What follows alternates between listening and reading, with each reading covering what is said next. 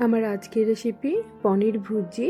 যদিও আমি এখানে পনিরের বদলে নিয়েছি 250 গ্রাম ছানা, আর এটা আমার একদম ঘরের তৈরি ছানা। আর এর জন্য লাগবে হচ্ছে 3টে বড় সাইজের টমেটো, ক্যাপসিকাম, কাঁচা লঙ্কা, ধনেপাতা। এটা আমরা সাধারণত ধাবাতে বা বাইরে হোটেলে রেস্টুরেন্টে খেয়ে থাকি, বাড়িতে করলেও এটা খুবই সুস্বাদু লাগে খেতে। তো আমি এখানে প্রথমে ধনেপাতাগুলো কুচিয়ে নেব। ধনে পাতাগুলো এখানে একটু ছোট ছোট করে কুচিয়ে নেব, আর কাঁচা লঙ্কাটাও আমি কুচিয়ে নেব। তাছাড়া ক্যাপসিকাম, টমেটো আমি ওগুলো চপারের সাহায্যে চপ করে নেব।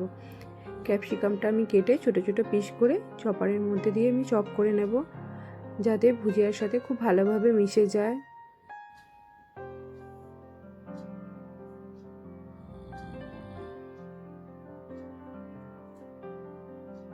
ক্যাপসিকামটা আমি চপ করে নিয়েছি, এবার আমি টমেটোগুলো সব চপ করে নেব।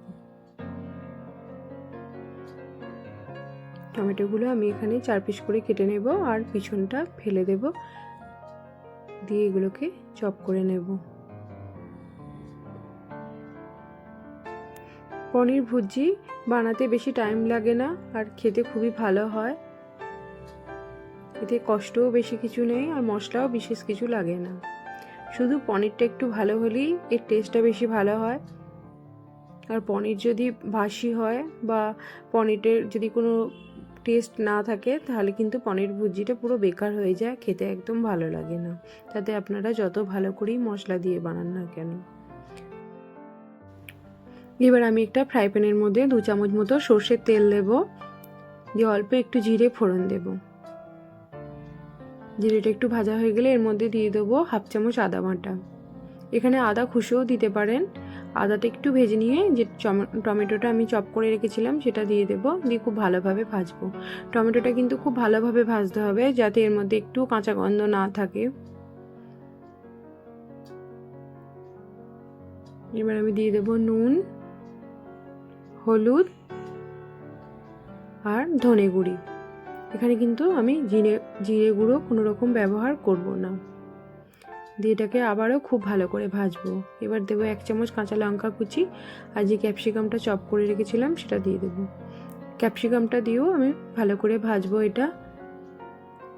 এটা যখন খুব ভালো করে ভাজা হয়ে যাবে, একদম শুকনো মতন হয়ে যাবে, তখন এর মধ্যে দেবো লঙ্কা গুঁড়ি। মশলাটা খুব ভালোভাবে কষানো হয়ে গেলে এবার অল্প করে একটু জল দেব, দিয়ে এটা মশলার সাথে ভালোভাবে মিশিয়ে নেব।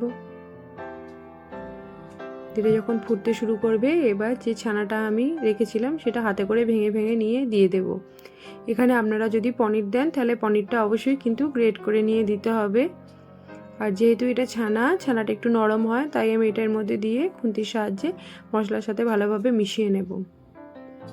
আর ছানাটা দেওয়ার পর এটা বেশিক্ষণ টাইম লাগে না, শুধু মশলার সাথে মিশিয়ে নিলেই হয়ে যায়। এবার ওপর থেকে ধনেপাতা কুচি ছড়িয়ে দেব।